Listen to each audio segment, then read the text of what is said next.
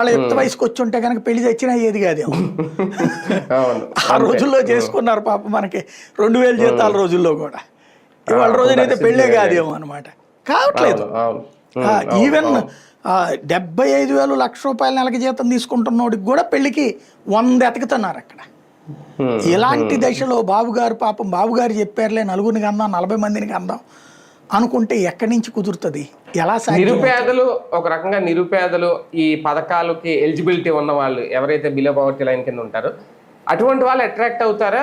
అంటే వాళ్ళు ఇన్ని లెక్కలు వేసుకుంటారా? సరే 3-4 కందాంలే అనే ఆలోచన ఏమైనా రాదా? ఇప్పుడు ఏం జరుగుతున్నదంటే గ్రౌండ్ లెవెల్లో బలవంతపు కాన్పులు చేపిస్తున్నారు. బేసిక్గా ఎట్లుంటుందంటే మిడిల్ క్లాసు ఈ పిల్లలు కనకుండా మహిళలకి అన్నా చేపిస్తారు, వీళ్ళైనా కొంత వాడతారు పిల్లలు పుట్టకుండా, ఈవెన్ సెక్సువల్ యాక్టివిటీ సందర్భంలో.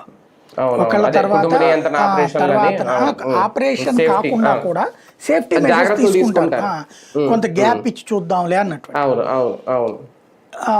లేబర్కి అది వర్కౌట్ కాదు, ఎందుకంటే ఆ టాబ్లెట్స్ లాంటివి ఫర్ డే అప్పట్లోనే 15-20 రూపాయలు ఉండేది, ఇవాళ అవి బాగా ఎక్స్పెన్సివ్.